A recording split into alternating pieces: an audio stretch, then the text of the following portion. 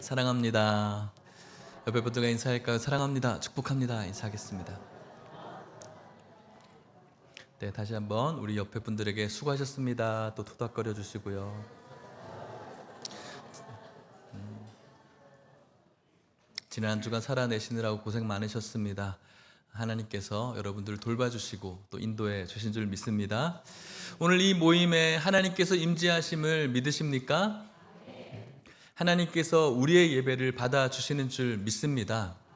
오늘 이곳에는 살아 역사하시는 하나님께서 임재하시는 예배이고, 우리는 죽은 자의 예배가 아니라 산 자의 예배를 드려야 됩니다.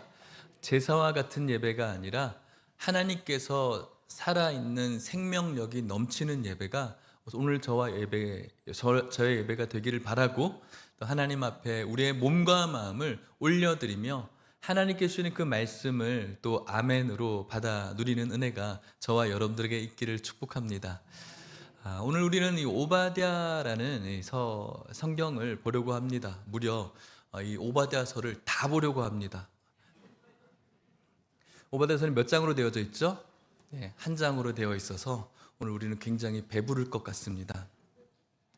지금까지 우리가 구약 성경을 계속 이야기했습니다. 이스라엘의 멸망에 대해서 예언한 선지자들의 그 예언들. 이스라엘은 멸망당해도 될 그런 위치에 있습니다. 하나님을 멀리했고 우상을 숭배했습니다.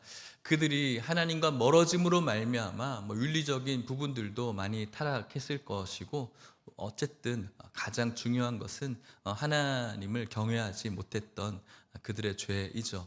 당연히 그들은 멸망을 당하게 되었습니다. 그리고 이스라엘이 아수르에게 먼저 멸망을 당하고, 그 후에 바벨론에게 또 남유다가 BC 586년에 멸망하게 되었습니다.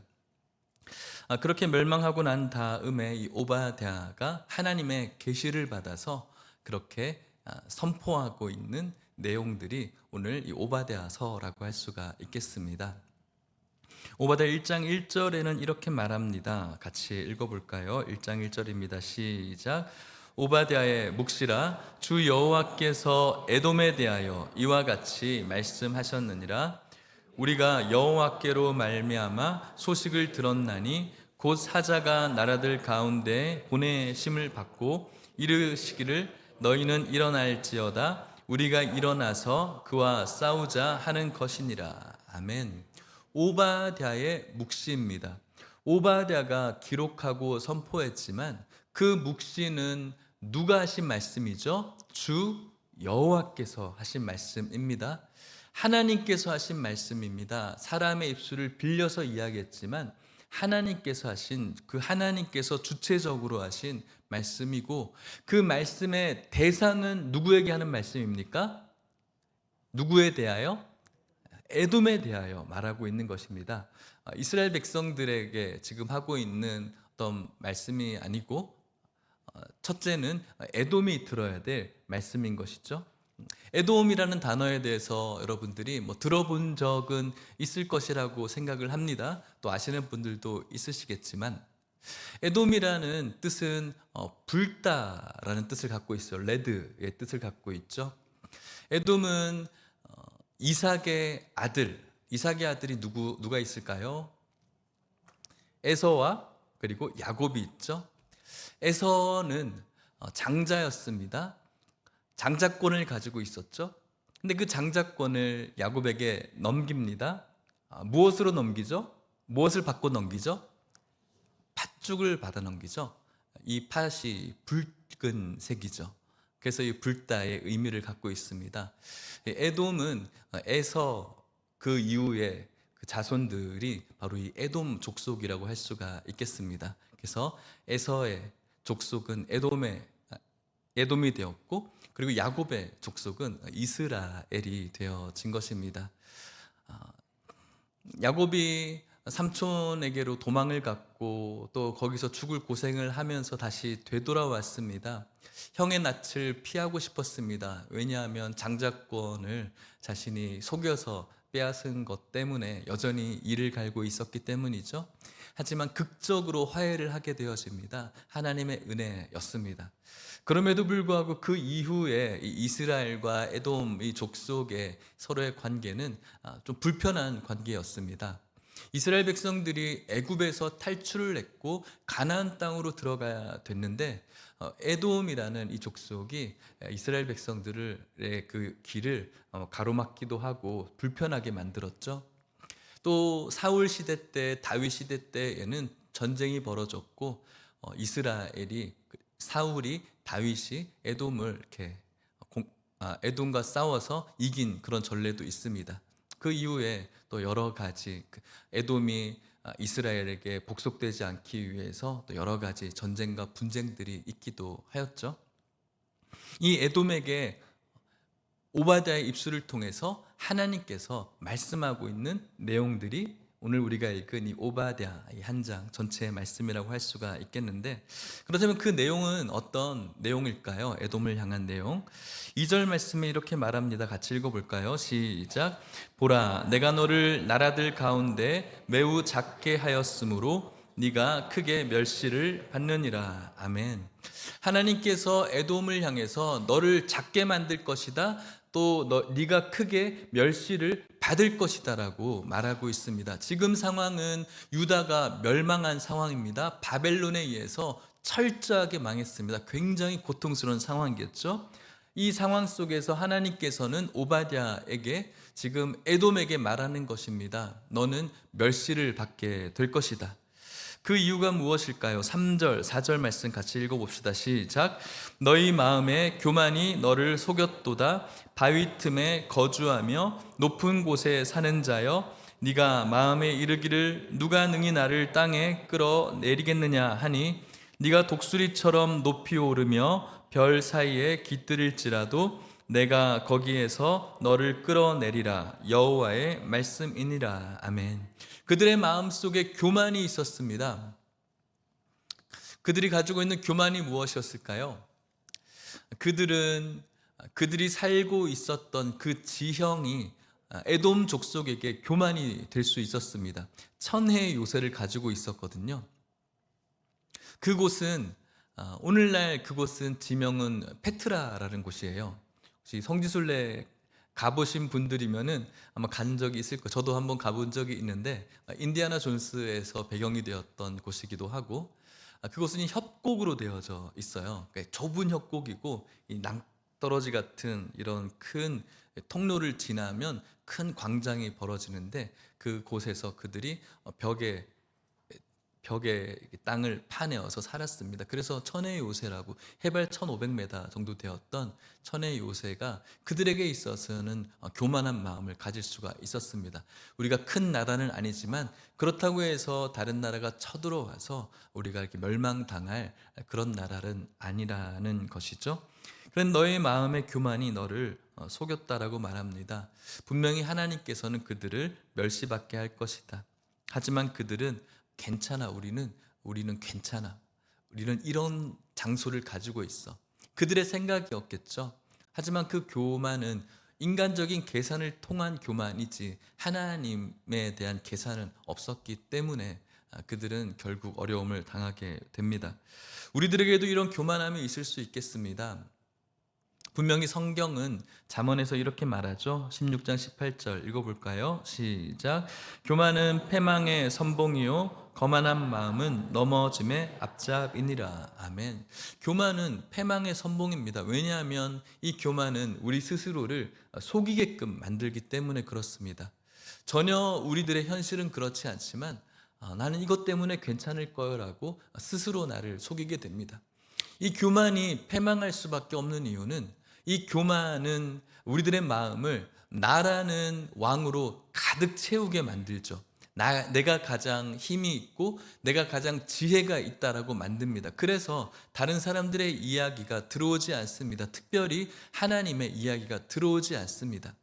이 교만이 패망의 선봉일 수밖에 없는 이유는 나로 가득 찬 이 마음의 이 교만이기 때문에, 이 교만에 하나님의 지혜가 들어갈 틈이 없는 것이죠. 이것이 바로 그들의 교만함이었고, 이 교만은 그들의 지혜로, 그들의 생각으로, 그들의 지식으로 그 나라를 보호하기에 바빴습니다. 하지만 하나님께서는 그 교만을 완전히 부서뜨리십니다. 1장 5절 말씀에 보면 이렇게 말합니다. 혹시 도둑이 내게 이르렀으며 강도가 밤중에 내게 이르렀을지라도 만족할 만큼 훔치면 그치지 아니하였겠느냐?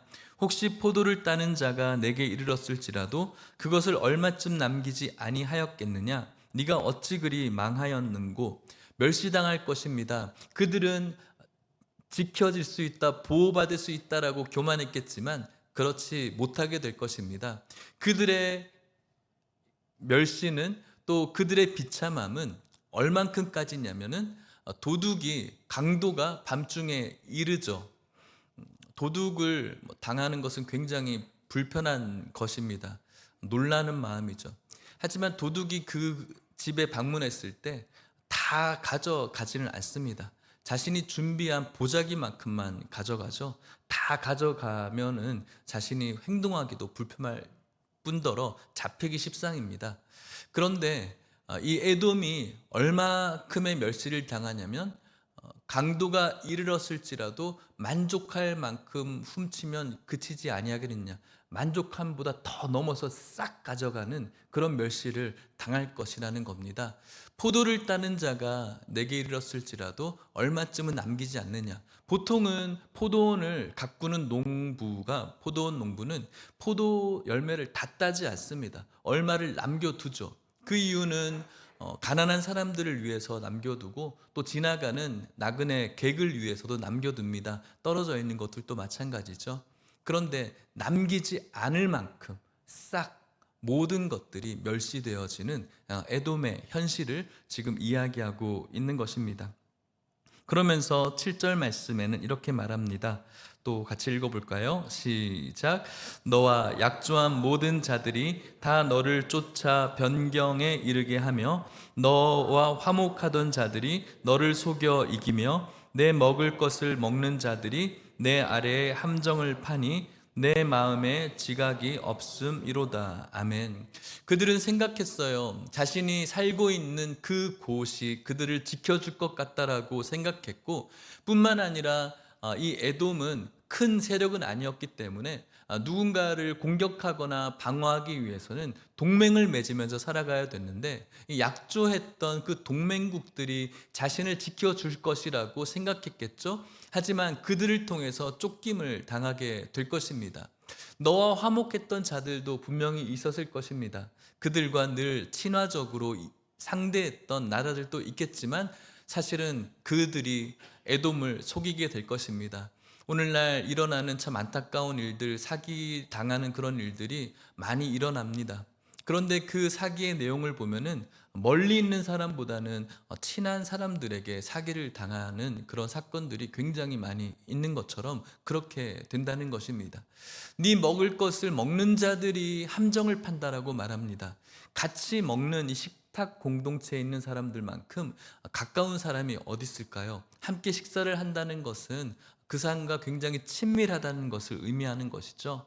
뿐만 아니라 그 사람에게 먹을 것을 주었다라는 의미를 가지고 있어요. 그러니까 에돔이 먹을 것을 주었던, 그 에돔에게 먹을 것을 공급받았던 그런 에돔의 은혜를 받았던 사람들조차도 오히려 에돔에게 함정을 파는 자로 변화될 것이라는 거죠. 그들에게는 지식이 있었습니다. 분명히 이 성에 대한 지식과, 그리고 자신을 보호해주고 또 끝까지 힘이 되어줄 것 같은 이런저런 유력한 것들에 대한 지각이 있었죠. 하지만 분명한 것은 하나님의 눈으로 볼 땐 그것은 지식도 지각도 아니었다라는 것이죠. 1장 8절에 이렇게 말합니다. 여호와의 말씀이니라. 그날에 내가 에돔에서 지혜 있는 자를 멸하며 에서의 산에서 지각 있는 자를 멸하지 아니하겠느냐. 그들이 가지고 있었던 지혜와 지식은 하나님 앞에서 아무것도 아닌 것. 왜냐하면 그들에게는 여러 가지 세상 정세에 대한 지혜는 있었겠지만 지각 위에 지각이 있으신 하나님은 그들의 계산에 없었거든요. 그렇기 때문에 결국은 망하게 될 것입니다. 뿐만 아니라 9절에는 이렇게 말합니다. 드마나 내 용사들이 놀랄 것이라 이로 말미암아 에서의 산에 있는 사람은 다 죽임을 당하여 멸절되리라. 이 드만, 대만이라고 하는 것은 성읍입니다. 아까도 말씀드렸던 것처럼 에돔에서 가장 수도적인 역할을 했던 곳은 이 페트라라는 곳이었고, 이 대만이라는 곳은 두 번째 정도 되는 굉장히 큰 성입니다. 실질적으로 이 에서, 야곱의 형이었던 에서의 손자의 이름이기도 합니다. 그래서 이 대만은 굉장히 큰 성이었죠. 그렇기 때문에 이 성을 지키는 에돔의 용사들이 있었겠지만 결국은 그 성조차도 용사의 용맹함도 그들을 지켜주지 못하게 될 것이라고 하나님께서는 말씀하고 있는 것이죠. 자, 그렇다면 우리가 여기서 한 가지 문제를 제기할 수 있습니다. 왜 지금 에돔에게 하필 이런 이야기를 하고 있느냐는 것이죠. 유다는 멸망했습니다. 멸망한 이 상태에서 왜 에돔에게 하나님께서는 너희들이 멸망될 것이라고 말씀하고 있느냐는 것이죠. 그 이유가 무엇일까요? 10절 말씀 같이 읽겠습니다. 시작. 네가 내 형제 야곱에게 행한 포악으로 말미암아 부끄러움을 당하고 영원히 멸절되리라. 아멘. 이것이 이유였습니다. 너의 형제였던 야곱, 이스라엘에게 했던 포악들이 있었다라는 것이죠. 그 포악 때문에 너희들은 부끄러움을 당하게 될 것이고 영원히 멸절될 것이라고 하나님께서 말씀하고 있는 것이죠. 그 포악의 내용은 무엇일까요? 유다를 누가 망하게 했다고요? 바벨론이 망하게 했죠. 그렇다면 에돔은 어떤 역할을 했을까요? 11절에 이렇게 말합니다. 같이 읽어볼까요? 시작. 네가 멀리 섰던 날 곧 이방인이 그의 재물을 빼앗아가며 외국인이 그의 성문에 들어가서 예루살렘을 얻기 위하여 제비 뽑던 날에 너도 그들 중 한 사람 같았느니라. 아멘. 네가 멀리 섰던 날, 이 멀리 서 있다라는 말은 멀리 서서 방관하고 있었다는 뜻이 있겠죠?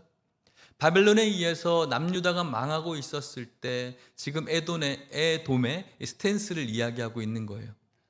형제이면서 야곱과 그래도 형제라고 하는 너희가 다른 이방 나라에 의해서 철저히 유린되고 있을 그날에 너희들은 지금 멀리 서 있었다라는 거죠. 방관했다라는 것이죠. 그런데 이 멀리 서 있다라는 이 말의 의미는 방관했다라는 좀 소극적인 의미보다는 더 적극적인 의미예요. 반대편에 있었다라는 거예요. 누구의 반대편에? 유다의 반대편에 서 있었다라는 거죠. 즉 유다를 같이 침공했던 적군의 역할을 했다는 거예요. 이방인이 그의 재물, 예루살렘의 재물을 빼앗았습니다. 그리고 외국인이었던 바벨론 사람들이 그의 성전으로 들어와서 많은 것들을 노략질할 때 제비뽑기를 하면서 노략질을 했죠. 그때 너희들도 똑같이 있었다라는 겁니다. 한 통속이었다는 거죠. 그것이 바로 에돔을 향한 하나님의 마음이었습니다. 구체적으로 이렇게 말씀하십니다. 오바댜 1장 12절에서 14절 말씀인데요. 어떻게 말씀하십니까? 네가 형제의 날, 그들이 재앙받았던 날이죠. 멸망했던 그 재앙의 날에 방관해서는 안 됐었다라고 말하고 있어요. 유다 자손이 패망하는 날에 너희들이 기뻐해서는 안 됐었다라는 거죠. 그 고난의 날에 네가 입을 크게 벌릴 것이 아니었다라고 말하는 거예요. 내 백성이 환난 당하는 날에 네가 그 성문에 들어가서는 안 됐었다라는 것이고, 환난을 당하는 날에 네가 그 고난을 방관해서는 안 됐었다라는 거예요.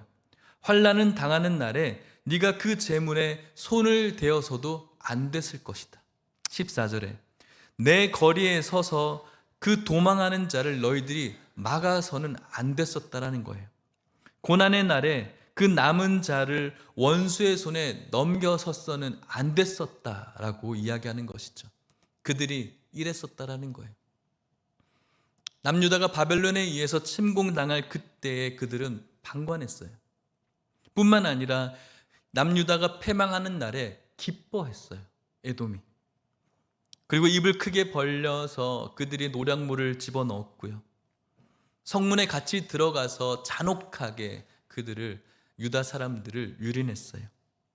방관했고 재물을 손에 넣었고, 내 거리에 서서 이제 도망하는 사람들, 도망자들을 잡고 도망자들을 막아섰던 사람들, 그리고 남아있던 생존자들을 찾아서 원수의 편에 넘겼던 사람들이 바로 이 바벨론의 앞잡이 역할을 했던 사람들이 에돔이었다라는 것을 지금 말씀하고 있는 것입니다.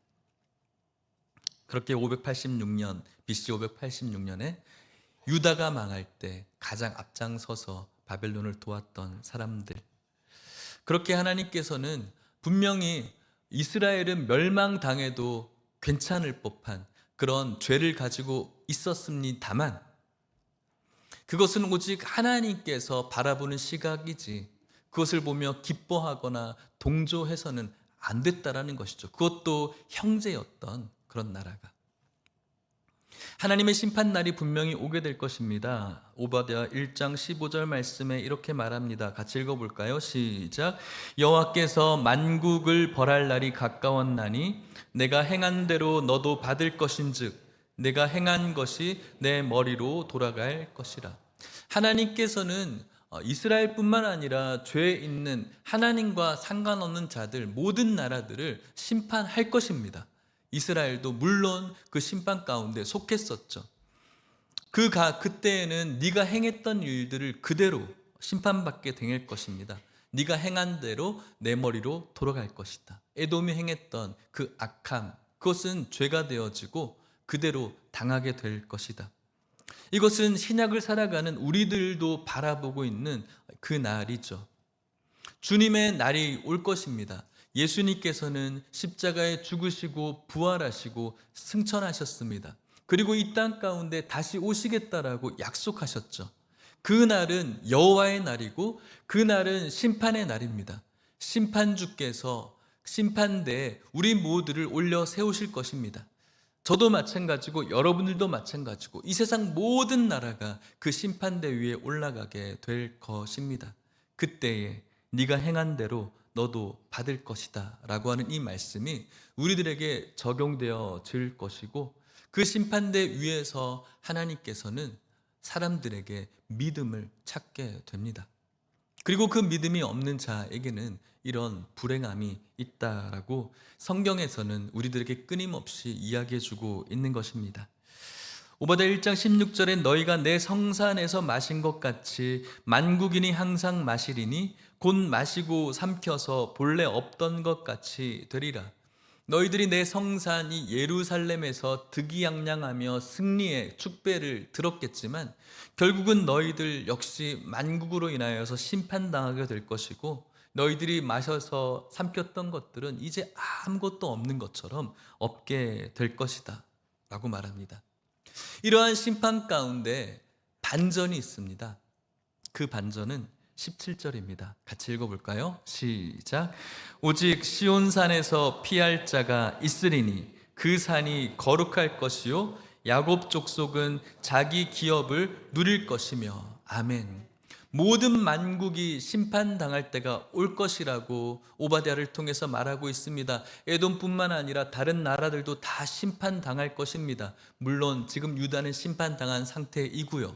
하지만 하나님 말씀하시죠. 오직 시온산에서는 피할 자가 있을 것이다.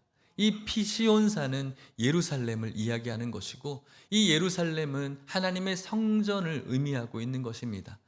이 하나님의 성전은 결국 예수 그리스도께서 진정한 성전이시고, 오늘 신약에서는 이 진정한 성전은 예수 그리스도를 나의 구주로 영접하고 고백하고 있는 주님의 백성들의 모임인 바로 교회가 이 시온산이 되는 것입니다. 이 교회가 바로 하나님께서 심판하고 진노할 때 피할 수 있는 곳이 될 것이라고 하나님께서는 말씀하고 있는 것이죠. 분명히 멸망당한 상태입니다. 죄의 진노로 인하여서 어려움 당하고 있는 그 상태이지만 야곱 족속은 자기 기업을 누릴 것이라고 말합니다. 자신들이 가지고 있었던 그 땅을 다시 회복하게 될 것이라는 거죠. 지금 그런 일은 벌어지지 않았습니다. 멸망당한 상태에서 가장 비참한 상태이죠. 에돔 역시도 지금 승리한 상태에서 기쁨을 누리고 있지만 이런 날이 오게 될 것이라는 겁니다. 18절에 이렇게 말합니다. 야곱 족속은 불이 될 것이며 요셉 족속은 불꽃이 될 것이요 반대로 에서 족속은 지푸라기가 될 것이라. 그들이 그들 위에 붙어서 그들을 불사를 것인즉 에서 족속에 남은 자가 없으리니 여호와께서 말씀하셨습니다. 야곱 그리고 요셉 족속은 이스라엘을 대표하죠. 이들이 불이 되어서 지푸라기와 같은 에돔을 불태울 것이다 라고. 그리고 불태운 에서 족속은 남은 자가 없게 될 것이다. 이것은 사람의 말이 아니고 사람의 어떤 감정이 섞인 정죄와 협박이 아니라 누구의 말이라고요? 여호와께서 말씀하셨다라고 이야기하고 있는 것입니다.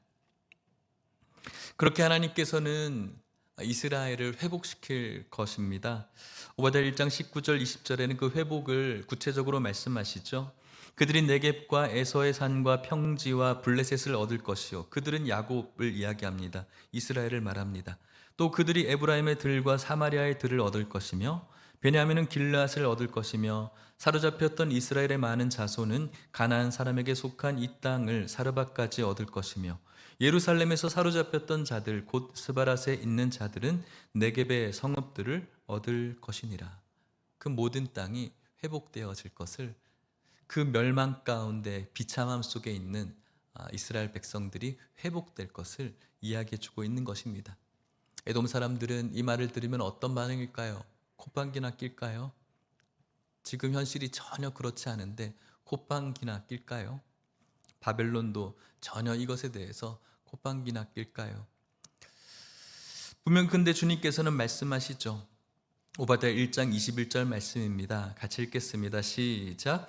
구원받은 자들이 시온산에 올라와서 에서의 산을 심판하리니 나라가 여호와께 속하리라. 아멘. 구원받은 자들, 하나님의 백성들이 시온산으로 다시 올라오게 될 것이라고, 멸망당한 이 낙심과 절망에 있는 그들이 다시 소망의 나라로 들어갈 것을, 회복할 것을 말씀해 주고 있죠. 그리고 그들이 에서의 그 산을 심판하게 될 것이고 모든 나라가 하나님께 속하게 되어지는 그런 일이 벌어질 것이라고 오바댜가 예언을 하고 있습니다.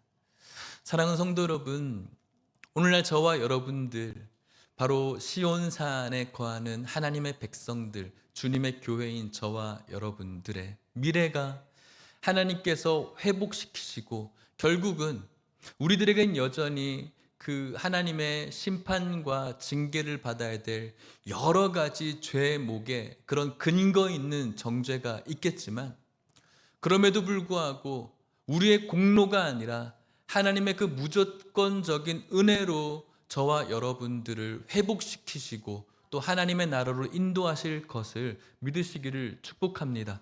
오늘 우리들이 믿고 있는 이 믿음과 또 우리들이 가지고 있는 여러 가지의 어떤 은혜들은 우리의 어떤 가능성으로부터 시작되어진 것이 아니라 여전히 죄 아래 살아가는 연약한 인생들이지만 하나님께서 무조건적인 은혜로 우리에게 믿음을 주셨고 하나님의 은혜를 주셨고 끝까지 우리를 주님의 구원의 길로 인도해 가심을 바라볼 수 있었으면 좋겠습니다.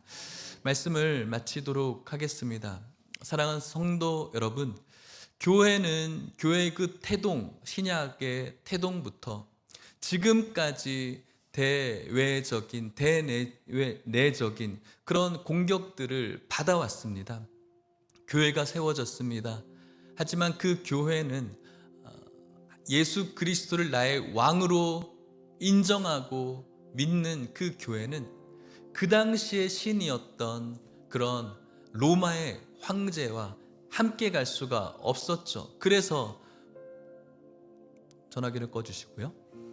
그래서 교회는 처음부터 핍박이었고 처음부터 공격받는 그런 태동의 역사였습니다.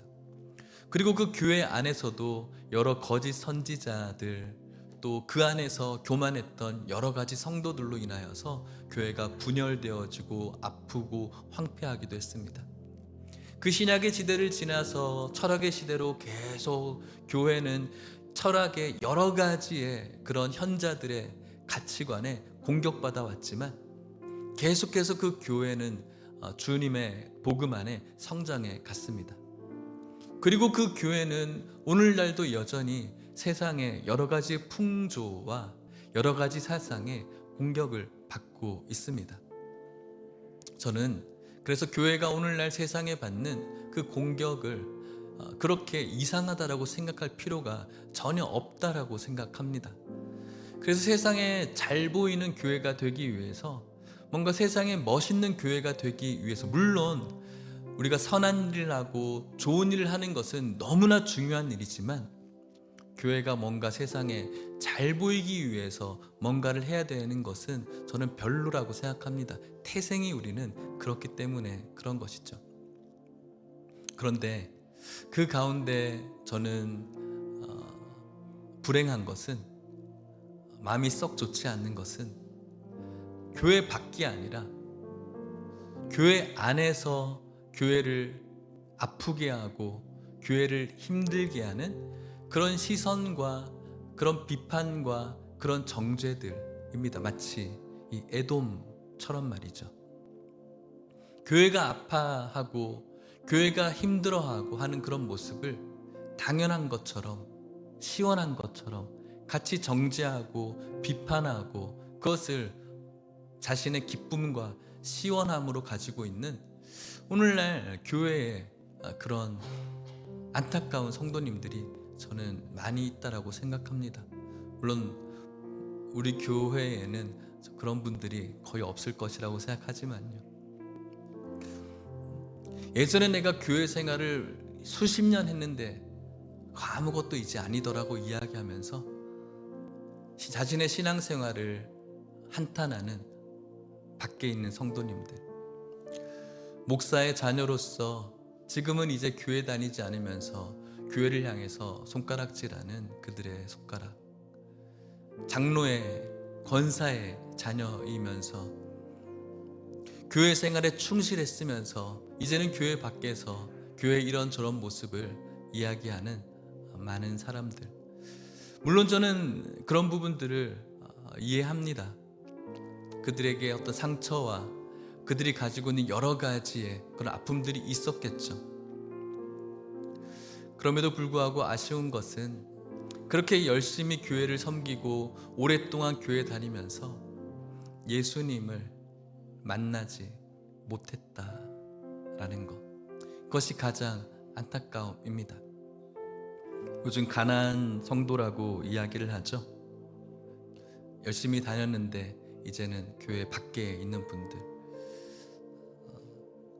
가난을 거꾸로 하면 어떻게 읽죠? 안 나가는 성도. 이젠 나는 안 나가. 이렇게 이야기를 하더라고요. 하나님을 떠나고 싶지 않아 교회를 떠나기로 했다. 굉장히 멋있지 않습니까? 너무 멋있다. 그래, 하나님을 내가 떠나지 않기 위해서는 내가 교회를 떠나야 돼. 굉장히 통찰력을 주는 말 아닙니까? 내가 이 신앙 지키려면은 교회 떠나야 돼. 그런데 여러분, 이해는 되어지지만 많은 사람들이 교회를 걱정하고 예수님을 사랑하는 마음으로 그런 시선을 갖는 게 아니라 마치 자신이 하나님의 입장이 되어서 그것을 이야기하는 그 모습이 저는 너무 안타까운 것이죠. 하나님을 떠나고 싶지 않아 교회를 떠나기로 했다. 그 말에 우리 성도님들이 속지 않기를 바랍니다. 그 와중에 제가 이런 고백의 글을 읽었어요. 저는 이 고백이 굉장히 눈물 나는 고백이었어요. 어떤 사람이 이렇게 말했어요. 교회에 나가지 않을 수많은 이유가 있지만 예수님이 나의 주인이라는 단 하나의 이유 때문에 저는 갑니다. 저는 이것이 성도의 고백이어야 된다고 생각해요. 교회에 나가지 않을 수많은 이유가 우리들에게 있을 수 있어요. 오늘날에 목사들 얼마나 잘못된 목사들 많습니까? 저도 마찬가지죠. 저 때문에 상처받으신 분들도 저는 많이 있을 거라고 생각이 들어요. 또 여러 한국 교회에 상처받으신 분들 많이 있을 거라고 생각이 듭니다. 여러 장로, 이런 권사들, 이런 권위 있는 자들의 행태에 치를 떨며 또 교회에 나가신 분들도 많이 있을 거라고 생각이 들고, 또 성도님들의 어떤 이중적인 모습을 바라보면서 교회가 뭐 이래 라고 하면서 또 상처받는 분들도 있을 거라고 생각이 듭니다. 그럼에도 불구하고 수백 가지의 이유가 내가 교회에 나가지 말아야 될 그런 이유겠지만, 예수님이 나의 전부, 나의 구원자라는 단 하나의 이유 때문에 우리는 이 교회에 머물러 있어야 되는 것입니다. 왜 그렇습니까? 이 교회는 사람들이 뭔가 우리 안에 즐겁기 위해서 만든 사교적인 모임이나 영리적인 모임이 아니기 때문에 그래요. 예수님께서 세우신 공동체이기 때문에 그런 것입니다. 예수님께서 무엇이라고 말씀하시죠? 마태복음 16장 18절 말씀 같이 읽어볼까요? 시작. 또 내가 내게 이르노니 너는 베드로라. 내가 이 반석 위에 내 교회를 세우리니 음부의 권세가 이기지 못하리라. 아멘. 예수님께서 주는 그리스도시요 살아계신 하나님의 아들이십니다라고 혈육이 아니고 하나님의 은혜로 고백했던 베드로에게 너는 베드로야, 반석이야. 그 반석 위에 내 교회를 세우겠다라고 예수님께서 말씀하셨어요. 이 땅의 교회는 예수님께서 피로 값주고 세우신 교회이고요, 그 교회는 우리 사람들이 우리 모여서 신앙생활 재미있게 하자고 우리들이 즐겁게 하기 위해서 만든 사교적인 클럽 같은 그런 공동체가 아니라 예수님께서 직접 세우신 내 교회라는 거예요. 그래서 이 교회의 주인은 사람이 아니에요. 이 교회의 주인은 목사가 아니죠. 몇몇 힘 있는 권세자들이 아니죠. 이 교회의 주인은 누구입니까? 예수 그리스도시죠. 그래서 우리 이 교회는 물론 공동체에 여러 가지 연약함이 있겠죠. 우리 교회는 참 좋은 교회예요. 행복한 교회이고 참 좋은 분들이 너무너무 많아요. 하지만 그럼에도 불구하고 성격적으로 맞지 않는 분들이 왜 없겠어요? 나가야 될 수많은 이유도 있겠죠. 하지만 이 교회는 예수 그리스도의 핏값으로 주고 사신 주님의 교회, 주인이 예수님이 머리 되어 주시는 주인이 예수님인 이 교회, 그분이 나의 구원자이시기 때문에, 그 한 가지 이유 때문에 우리는 이 교회를 멀리해서는 안 된다는 것입니다.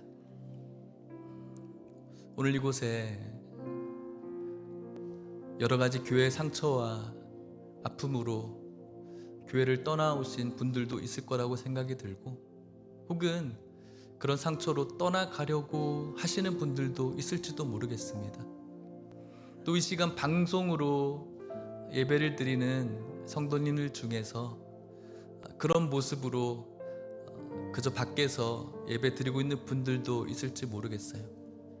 하지만 교회는 예수님께서 만드신 공동체입니다. 바깥에서 방황하지 마시고 주위에 있는 좋은 교회로 어느 교회든지 가셔서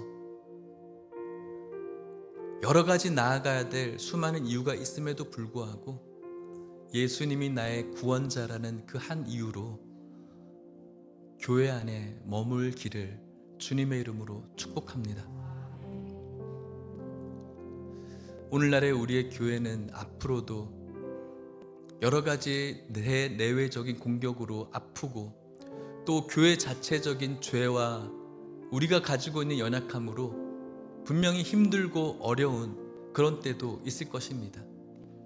하지만 오늘 여러분들에게 진짜 나누고자 하는 것은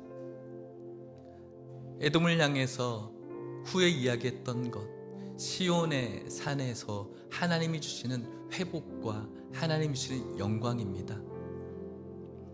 우리들이 몸담고 있는 교회되는 저와 여러분들의 이 삶은 꼭 하나님께 징계받은 것처럼 힘들고 어려울 수 있겠습니다만, 그런 저와 여러분들을 그냥 내버려 두지 아니하시고 하나님께서 무조건적인 은혜로 우리에게 공로 없지만 여전히 우리들이 하나님께 나아가야 될 그런 잘된 모습 없지만 그런 우리들을 불쌍히 여겨주셔서 끝내는 우리를 회복시켜 주시되 완벽하게 회복해 주실 그 하나님이 바로 오늘 우리라는 교회를 바라보는 마음인 줄 믿으시길 축복합니다.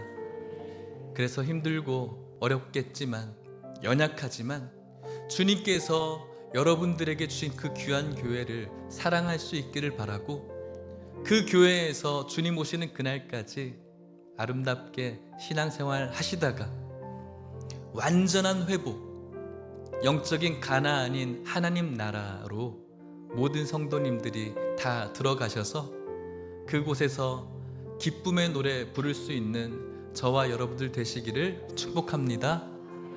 우리 같이 찬양합시다. 이곳에, 이 교회에 생명이 있습니다. 다른 곳에서는 없습니다. 에돔의 그 천의 요새의 생명샘이 있을 것 같지만 그렇지 않습니다.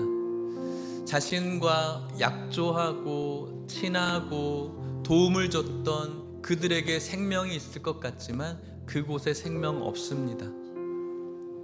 연약하고 온갖 연약함 투성이지만 이곳에, 이 교회에 생명이 있습니다.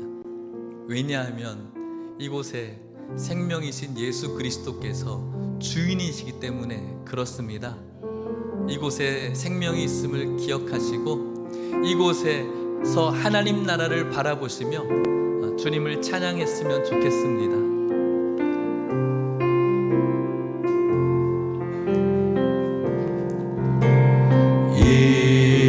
이곳에 생명샘 솟아나 눈물 골짝 지나갈 때에 머자나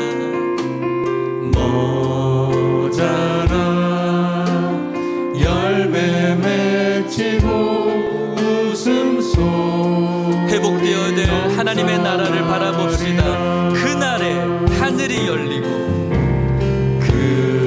그날에 하늘이 열리고 모든 이가 보게 되리라. 마침내 꽃들이 피고 영광의 주가 오시리라. 꽃들도 구름도 바람도 넓은 바다도 찬양하라 찬양하라 예수를. 하늘을 울리며 노래해 나의 영혼아 은혜의 주 은혜의 다시 한번 고백합시다. 이곳에 생명샘 솟아나 이곳에 생명샘 솟아나 눈물 골짝 지나갈 때 머자나 주님의 날이 올 것입니다. 머자나 열매 맺히고 웃음소리 넘쳐나리라. 꽃들도 구름도 바람도 넓은 바다도 찬양하라 찬양하라 예수를. 하늘을 울리며 노래해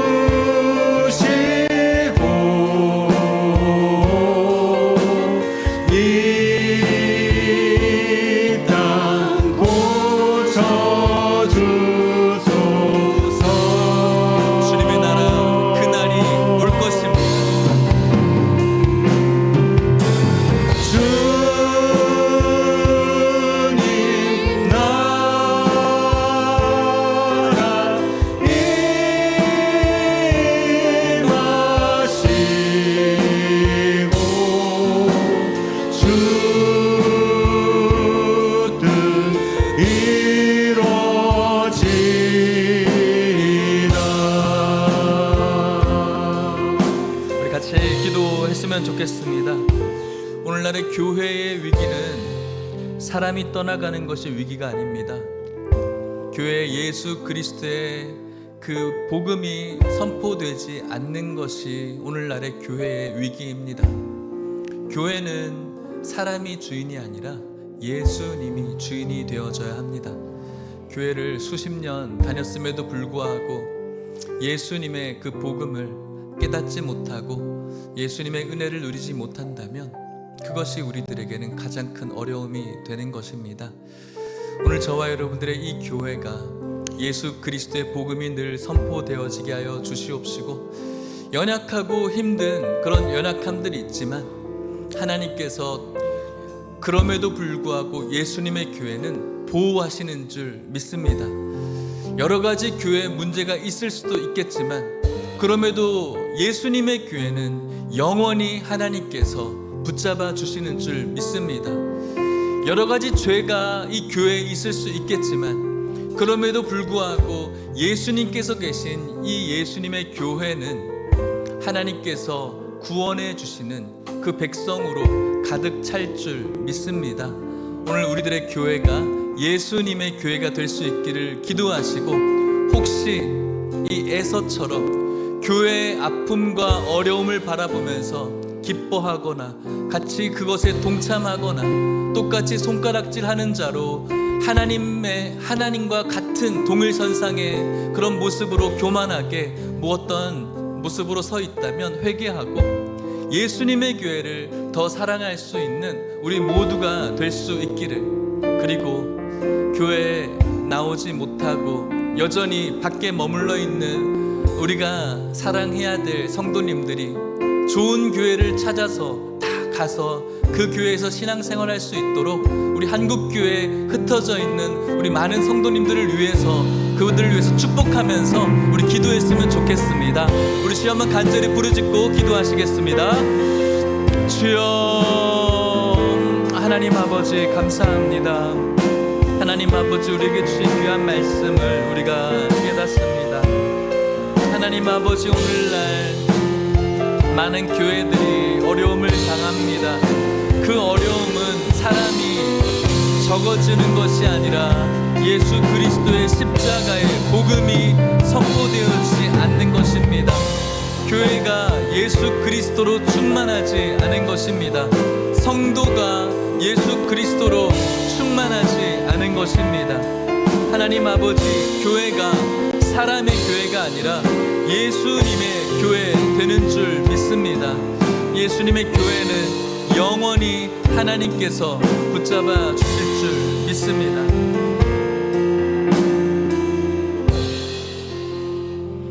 하나님 아버지, 교회는 세상으로부터 환영받지 못합니다. 교회는 오늘날도 여전히 세상의 풍조에 공격을 받고 있습니다. 진리이기 때문에 그런 줄 믿습니다. 오직 예수 그리스도이기 때문인 줄 믿습니다. 그 예수 그리스도를 붙들고 있는 교회 역시도 여러 가지 죄와 연약함을 갖고 있습니다. 그렇기 때문에 때로는 징계받아야 마땅하고 어려움 당하는 것이 우리들의 현실입니다. 하지만 그러는 중에 그 교회의 아픔과 고통을 기뻐하고 그것에 동조하고 동참하며 손가락질하는 그 손가락이 우리들의 손가락임이 정당하지 못함을 오늘 말씀을 통해서 깨닫게 됩니다. 그 정죄와 비난의 손가락이 우리의 손가락 되지 않게 하여 주시옵시고, 교회의 주인 되어 주시는 예수 그리스도, 그 교회를 더 사랑할 수 있는 우리 모두가 될 수 있게 하여 주시옵소서. 여러 가지 연약함으로 죄로 인하여서 고통당할 수 있는 이 교회 가운데, 이 교회가 절망과 낙심의 장소가 되지 않는 이유는, 그럼에도 불구하고 예수님의 교회는 하나님께서 회복시키는 줄 믿습니다. 여러 가지 연약함이 있을 수 있지만 예수님의 교회는 영원히 하나님께서 붙드시고 인도해 주시는 줄 믿습니다. 주님께서 계시는 귀한 교회에서 함께 동역하며 나아갈 성도님들과 행복하게 건강하게 신앙생활할 수 있도록 축복하여 주시옵소서. 한국교회에 흩어져 있는 많은 성도님들이 계십니다. 여러 가지로 상처 받으셨습니다. 하나님 그들의 상처를 위로하여 주시옵소서. 목회자로부터 받은 상처들, 또 교회 여러 가지 권위로부터 받은 상처들, 성도들로부터 많은 상처들 하나님께 위로받게 하여 주시옵시고, 주위에 좋은 교회, 하나님 눈에 보시기에 좋은 교회로 들어가 그곳에서 주님 바라보며 신앙생활할 수 있도록 그들의 신앙을 인도하여 주시옵소서. 지금은 예수 그리스도의 은혜와 하나님의 사랑과 성령의 교통하심이 연약하고 모자란 교회이지만 하나님께서 무조건적인 은혜로 끝까지 사랑하시되 끝까지 사랑하실 것을 믿고, 예수님의 교회는 영원히 지켜주고 보호하고 인도하심 받는다는 사실을 기억하며 주님께서 보내주신 이 귀한 교회에서 아름답게 신앙생활하기를 원하는, 오늘 이곳에는 모든 성도님들과 이들의 가정과 사랑하는 하남 예일교회 위에, 그리고 우리 다음 세대들 가운데 이제부터 영원토록 함께 있을지어다. 아멘.